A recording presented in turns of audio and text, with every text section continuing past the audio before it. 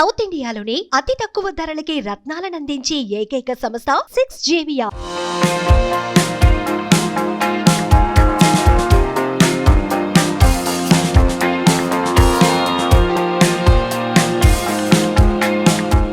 నమస్తే, నేను Keshav. Welcome to Suman TV.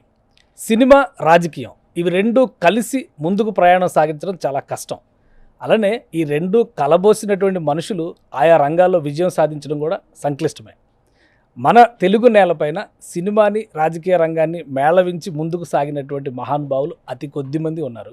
అలానే ఒక సినిమా పర్సనాలిటీగా, మరోవైపు నుంచి రాజకీయాల్లో తనకంటూ ఒక ప్రత్యేకతని సాధించుకునేటువంటి వ్యక్తిత్వం ఉన్న వ్యక్తిగా చూడాలంటే ఘట్టమనేని ఆదిశేషగిరిరావు గారిది ప్రత్యేకమైనటువంటి ముద్ర. సో ఈ ఇంట్రడక్షన్ కంటే సూపర్ స్టార్ కృష్ణ గారి సోదరుడు అంటేనే ఎక్కువ మంది మరింత ఎఫెక్షనేట్గా చూసేటువంటి అవకాశం ఉన్నటువంటి వ్యక్తిత్వం ఉన్న మనిషి. ఆయన మనతో ఉన్నారు. ఆదిశేషగిరిరావు, నమస్కారం. నమస్కారం కేశవ్ గారు. ఫస్ట్ సూపర్ స్టార్ కృష్ణ గారితోనే మాట్లాడాలి, మీతో మాట్లాడాలంటే. సో కృష్ణ గారి జయంతి వస్తుంది. సో ఎలా మీరు అంటే ఇద్దరు మనుషులు ఒకటే ఆత్మ అన్నట్టుగా మెలిగారు. ఆల్మోస్ట్ ఒక 70 years జీవిత ప్రస్థానం. సో ఏంటి ఈ సందర్భంలో ఏం చెప్తారు కృష్ణ గారి గురించి, కృష్ణ గారి అభిమానుల కోసం? కృష్ణ గారి గురించి అంటే ఆయన అది తెలిసిన పుస్తకం. ఏమీ తెలియని జనరల్గా వైద్య కుటుంబం గురించి కానీ, సినిమాల ప్రస్తావన గురించి కానీ, యాక్టర్గా కానీ, ప్రొడ్యూసర్గా కానీ, డైరెక్టర్గా కానీ, కుటుంబ నేపథ్యంలో అందరికీ తెలిసిన వస్తువు. అది తెలియని పెద్దగా ఆయన రాజకీయ ప్రస్తావన కూడా అట్లానే ఓపెన్గానే ఎప్పుడు చెప్పదలుచుకున్నది సూటిగా చెప్పడం ఆయన మాకు నేర్పినవి. ఇది మీ ఇద్దరం అంటే ముగ్గురు బ్రదర్స్, మొట్టమొదటి నుంచి కలిసే ఉండేవాళ్ళు. సాధారణంగా బ్రదర్స్ అనగానే అన్న హీరో అవగానే తమ్ముళ్ళు కూడా హీరో అవ్వాలి, తెరపైకి రావాలి అనుకుంటారు. సో తెర వెనుక హీరోలుగానే మీరు మిగిలిపోవడానికి కారణం ఏంటి? తెర వెనుకనే ప్రొడక్షన్, నిర్మాణం అనేది చాలా కష్టమైన పని. నాకు అన్ని రంగాలు తెలిసినా కూడా ప్రొడ్యూసర్ అనేది జడ్జిమెంట్తో కూడింది. ఒక సబ్జెక్ట్ కానీ, లేకపోతే ఒక స్టార్ కాస్ట్ కానీ, ఒక టెక్నీషియన్స్ని సెలెక్ట్ చేసుకోవడంలో ఆ పాత్ర చాలా ఎక్కువ ఉండేది. ఇప్పుడంటే అది తగ్గింది. కానీ స్టోరీ సెలెక్షన్ కానీ, టెక్నీషియన్ సెలెక్షన్ కానీ, ఆర్టిస్ట్ సెలెక్షన్ కానీ, లొకేషన్ సెలెక్షన్స్ కానీ, షెడ్యూల్ కానీ, రిలీజు, ప్రమోషన్ అన్నీ కూడా చూసుకునే వ్యక్తే ప్రొడ్యూసర్.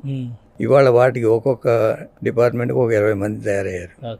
సో ఇప్పుడు సినిమా ప్రొడక్షన్ పరంగా చూసిన కృష్ణ గారి జయంతి సందర్భంగా ఏం చెప్తారు ఆదిశేషగిరి గారు వాళ్ళ అభిమానులకి? ఎందుకంటే దశాబ్దాల పాటు కృష్ణ గారి ఫ్యామిలీని అంటుపెట్టుకొని ఉన్నటువంటి అభిమానులకి ఏం చెప్తారు ఈ సందర్భంగా? వాళ్ళకి ఏమి ఇచ్చినా రుణం తీసుకోలేము. ఇవాళ చాలా ఊళ్ళలో ఆయన విగ్రహాలు పెడుతున్నారు, అన్నదానాలు చేస్తున్నారు, అనేక హెల్త్ క్యాంపులు రన్ చేస్తున్నారు. అది వాళ్ళ రుణం ఈ జన్మలో తీసుకునేది కాదు. 2000 సంఘాల పైన ఉన్నాయి. అప్పటికి ఇప్పటికీ ఆయన ఎక్కడ ఉంటే అక్కడికి వాళ్ళు బర్త్డే రోజు వచ్చేవాళ్ళు.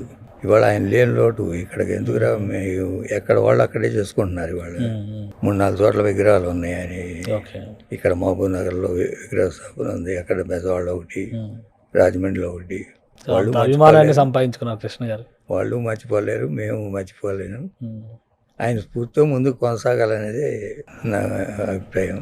మీరు బాగా క్లోజ్, ఒక విధంగా బయట అభిమానులు చూసిన దానికి, ఇంట్లో వాళ్ళు చూసిన దానికంటే కూడా పనిలో కానీ, వ్యక్తిగతంగా కానీ మీరు ఆయన అంటి పెట్టుకుని ఉన్నటువంటి వ్యక్తి కదా. ఏంటి అసలు ఆ కృష్ణ గారిలో అంత ఆకర్షణీయమైనటువంటిది, ఎప్పటికీ ఎవరు మర్చిపోలేనటువంటి లక్షణం ఏముంది? ఆయన మనస్ఫూర్తిగా ఎవరితోడైనా మాట్లాడతారు.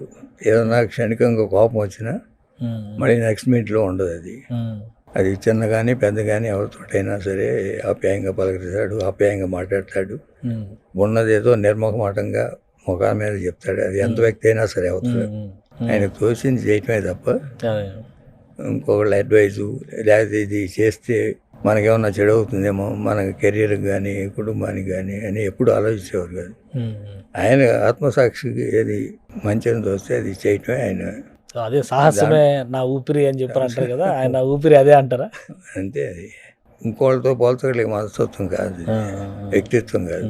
అంటే సినిమా ఇండస్ట్రీలో కృష్ణ గారు ఎంటర్ అయ్యేసరికి ఒకవైపు ఎన్టీఆర్ గారు, ఇంకోవైపు ఏఆర్ఆర్ గారు, ఇద్దరు మహానటులు ఉన్నటువంటి సందర్భంలో కృష్ణ గారు అక్కడ ఒక బలమైనటువంటి శక్తిగా ఎమర్జ్ అవుతారని ఆయన ఊహించారా? ఆయనతో పాటు జర్నీ చేసే క్రమంలో ఆయన ఆ స్థాయిలో నిలబెట్టగలమని మీరు అనుకున్నారా? నిలబెడదామని ప్రయత్నం చేశాం కదా. ప్రయత్నం చేసిన దాంట్లోనే తొలిమెట్టుగా మోసగాడు తర్వాత ఈ సినిమాలన్నీ చేసి ఓకే. అల్లు సీతారామరాజు టైం వచ్చేటప్పటికి ఈజ్ ఈక్వల్ టు దెమ్ అనే స్థాయికి తీసుకొచ్చారు. అల్లూరి సీతారామరాజు సినిమా కూడా నిలబెట్టేసింది ఆ స్థాయిలో. నిలబెట్టేసింది. అల్లూరి సీతారామరాజు జ్ఞాపకాలు ఏమన్నా చెప్తారా? ఎందుకంటే ఆ సినిమా తెలుగు సినిమా చరిత్రలో ఒక టాప్ 10 ఫిలిమ్స్ రాయాలంటే అల్లూరి సీతారామరాజు గారి గురించి, కృష్ణ గారి గురించి, అల్లూరి సీతారామరాజు గురించి మాట్లాడాల్సి ఉంటుంది. ఆ సినిమా వలన ఎన్టీ రామారావు గారితో డిఫరెన్సెస్ వచ్చేసినాయి, అది కూడా పతాక స్థాయికి వెళ్ళిపోయినాయి అనేటువంటి ప్రచారం కూడా ఉంది. మీరేం చెప్తారు దానికి? అల్లు సీతారామరాజు కృష్ణ గారు అసాధ్యుల్లో ఒక బ్యాల వేశారు. రామారావు అగ్గిరాముడు అప్పుడు అనుకుంటా అగ్గిరాముడులో ఒక ఓకే. బ్యాల చేశారు. ఆయన జయసింహ సినిమా పాటల పుస్తకంలో మా రాబో చిత్రం అల్లు సీతారామరాజు అని వేశారు అప్పట్లో. ఓకే. ఎన్టీఆర్ గారు. బట్ ఆయన అనేక కారణాల వల్ల ఆయన తీయలేవారు. మేము దేవుడు చేసిన మనుషులు పాటల పుస్తకంలో మా రాబో సినిమా అల్లు సీతారామరాజు అని వేసాం. ఓకే.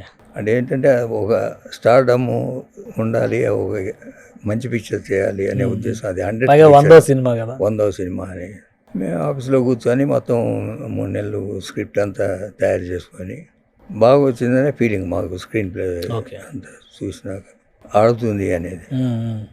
దాంట్లో డ్రైగా ఉంది, ఆడదేమోననే అభిప్రాయంతో ఆయన ఎన్ రామారావు కొంచెం ఆలోచించినట్టున్నారు ఆ సినిమా. సో అంటే first concept Alluri Sitaramaraju cinema NT Ramarao గారి కోసం మీరు తయారు చేశారు? లేదు, కృష్ణ గారి కోసం. ఆయన మానేశారనే ఉద్దేశంతో మేము తయారు చేశాం.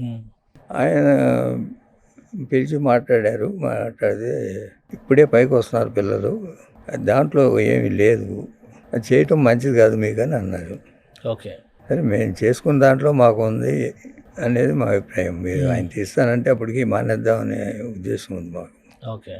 అంటే మా కాన్సెప్ట్ వేరు, ఓన్లీ క్యారెక్టర్ తీసుకున్నాం తప్ప స్క్రీన్ ప్లే అంతా కొత్తగానే. ఒక ఇన్స్పిరేషన్, ఒక క్యారెక్టర్ తీసుకున్నాం. ఇవాళ అదే ఆయన జీవిత కథ అయిపోయింది జనం దృష్టిలో. కానీ సినిమా మేకింగ్ టైంలో కూడా చాలా డిఫరెన్సెస్ వచ్చినాయి. అలానే డైరెక్టర్ రామచంద్రరావు గారు చనిపోయారు, సినిమా కంప్లీట్ అవ్వకుండా. మళ్ళీ కృష్ణ గారు ఆ బాధ్యతలు తీసుకున్నారు. ఏంటి అసలు ఏం జరిగింది సినిమా మేకింగ్ ప్రాసెస్లో? ఏమైనా డిలే ఎక్కువైందా, లేదంటే మేకింగ్లో ఏమైనా సమస్యలు వచ్చినాయా? ఏమి డిలే అవ్వలేదు. అనుకున్న టైంకి మీరు ప్లాన్ చేసుకుని. ఆయన ఫస్ట్ డే షూటింగ్ అవగానే హాస్పిటలైజ్ అయ్యాడు రామచంద్రరావు గారు, డైరెక్టర్. హాస్పిటల్ అడ్మిట్ అయ్యాడు. డాక్టర్స్ అభిప్రాయం చెప్పేశారు. అక్కడ విజయ హాస్పిటల్లోనే, వాయిని స్టూడియోలో షూటింగ్ విజయ హాస్పిటల్లోనే అడ్మిట్ చేశారు. Cannot survive more than 4 to 5 weeks అని చెప్పేశారు. ఒక రోజు షూటింగ్ ఆపేసింది. ఏం చేయాలి, ఎవరిని పెట్టాలి డైరెక్టర్గా? మా అందరి అభిప్రాయం కృష్ణ గారు అప్పటికే ఆయన ఎడిటింగ్ కానీ లేకపోతే టేకింగ్ కానీ మోసగాడు కానీ వీటన్నిటిలో ఇన్వాల్వ్మెంట్. అంటే డైరెక్షన్ చేసిన ఎక్స్పీరియన్స్ లేదు, బట్ ఇన్వాల్వ్మెంట్ ఉంది. ఇంకోళ్ళు వస్తే మళ్ళీ స్క్రీన్ ప్లే మొత్తం అప్పటికి సబ్జెక్టు అంతా అయిపోయింది, ఇంకోళ్ళు ఓన్ చేసుకోలేనేమో అనే ఉద్దేశంతో ఆయన అయితేనే బెటర్ అని అందరం పోస్ట్ చేస్తాం. ఓకే. చివరికి ఆయన ఒప్పుకొని నేను చేస్తానని మళ్ళీ రీస్టార్ట్. కానీ అప్పటికి కృష్ణ గారు బిజీ ఆర్టిస్ట్. అవును. ఆ సినిమా కథలో కానీ ఆ సినిమా మేకింగ్ అంటే ప్రీ ప్రొడక్షన్ వర్క్స్లో అంత టైం ఉందా ఆయన ఇన్వాల్వ్ అయ్యి చేసే అంత టైం? ప్రీ ప్రొడక్షన్ అంతా అయిపోయింది. స్క్రిప్ట్ షూటింగ్ అయిపోయినాక సింగిల్ షెడ్యూల్ మేము చేసే సినిమాలన్నీ ఒకటే షెడ్యూల్లో మొత్తం షూట్ అయిపోవాలి. 1 రోజు మెడ్రాస్లో షూటింగ్ చేసాం. దెన్ మూవ్ టు చింతపల్లి అంతా కూడా క్యాబిన్ ఎరెక్ట్ అయి ఉంది. అప్పుడే మా మదర్కి ఆవిడకి బాగాలేదు, ఆవిడని తీసుకొచ్చి మన విజయ హాస్పిటల్లో చేసాం. మా బ్రదర్ హనుమంతరావు ఆయనకి ఏదో స్టమక్ ప్రాబ్లం వచ్చి ఆపరేషన్ చేసి ఆయన్ని హాస్పిటల్ చేసాం. చాలా టెస్టులు జరిగినాయి 3-4 రోజుల్లోనే అన్నీ.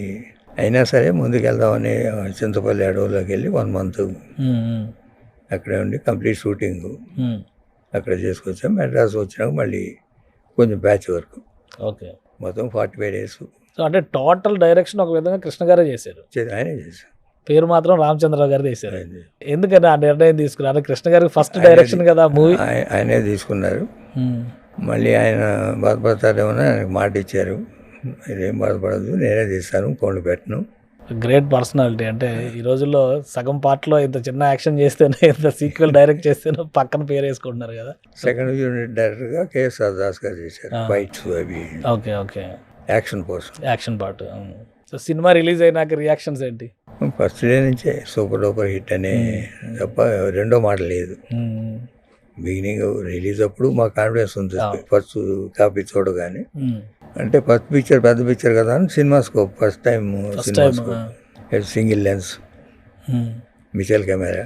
ఇవాళ అంగులు ఆర్భాటాలు ఏం లేవు. అయినా మీరు చూస్తే టెక్నికల్గా వెల్ మేడ్ ఫిలిం అనేది అనిపిస్తుంది. అవును.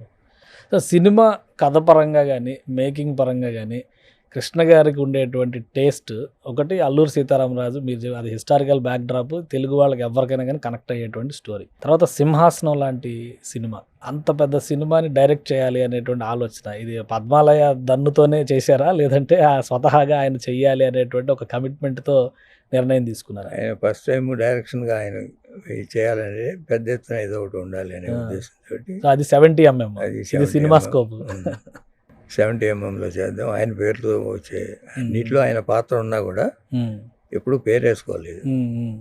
పేరుతో ఉంటే బాగుంటుంది. డైరెక్టర్గా ఆయన కూడా రిజిస్టర్ అవుతారు. మల్టీ లాంగ్వేజ్ ఫిలిం చేద్దాం అనేది అనుకొని ఆయన డైరెక్షన్ ఫస్ట్ టైం చేస్తున్నాడు కాబట్టి దీనికి ఏదైనా టెక్నికల్ ఎడిషన్ ఉండాలని 70mm. సో అసలు ఐడియాస్ ఎవరు? ఇప్పుడు పాన్ ఇండియా సినిమా అని బాహుబలి తర్వాతే కొత్తగా ఇన్వెంట్ చేసినట్టుగా ఇండస్ట్రీలో కానీ బయట ప్రజానీకం కానీ మాట్లాడుతున్నారు. మీరు అప్పుడే గబ్బర్ సింగ్ని పెట్టారు, అంజాద్ ఖాన్ని పెట్టి మందాకిని తీసుకొచ్చి హీరోయిన్గా పెట్టి, సో అంటే పాన్ ఇండియా కాంబినేషన్ అప్పుడే సెట్ చేశారు. సో ఈ ఐడియాస్ ఎవరివి? మాదే బ్రదర్స్ అంటే మీరు ఆదిశేషగిరిరావు గారి పాత్ర ఎంత అందులో? అన్నిట్లో ఉంటుంది నా పాత్ర. సో అట్లా ఇన్వాల్వ్ అవుతారు అంతే అన్నిటిలో మీరు. హిమ్మత్ వాలా ఉంది. అంజాద్ ఖాన్ని ఒక కమెడియన్ వేషం వేద్దాం అనేది నా ఆలోచన. పెద్ద విలన్ కదా, కామెడీ లావుగా ఉండి ఇంత పర్సనాలిటీ ఉండి కూడా కామెడీ చేస్తూ ఉంటాడు అందులో. అదే క్లిక్ అయింది సినిమా. అవును. సో కృష్ణ గారి జయంతిని ఒక మధుర స్మృతిగా మలిచే క్రమంలో ఈసారి ఏ కార్యక్రమాలు తీసుకోబోతున్నారు? కన్క్లూడ్ చేద్దాం దాంతో మనం. ఆయన పేరు మీద ఇక్కడ మాకు మహేశ్వరంలో స్టూడియో ఉంది, ఫిల్మ్ ఇన్స్టిట్యూట్ పెడదాం అనుకున్నాను. ఓకే, హైదరాబాద్లో రెడీ. అమరావతి అక్కడ డిపెండ్స్. అమరావతి అంటే మేము బేసికల్గా విజయవాడని ఫిలిం క్యాపిటల్ అనుకుంటాం ఫస్ట్ నుంచి. ఓకే. అన్నయ్య కూడా మేము ఫస్ట్ స్టూడియో అక్కడ కడదాం అనుకున్నాం మంగళగిరిలో. అప్పుడు అందరూ పోస్ట్ చేసి నాగేశ్వరరావు వీళ్ళందరూ పోస్ట్ చేసి ఇక్కడ తీసుకొచ్చి పడేశారు హైదరాబాద్లో. థ్యాంక్ యూ ఆశీష్ గారు. ఇది సూపర్ స్టార్ కృష్ణ గారి అభిమానుల్ని మరవలేనటువంటి వారందరికీ కూడా ఆయన కృతజ్ఞతలు తెలుపుతున్నారు. ఇది స్పెషల్ డిస్కషన్. Keep watching.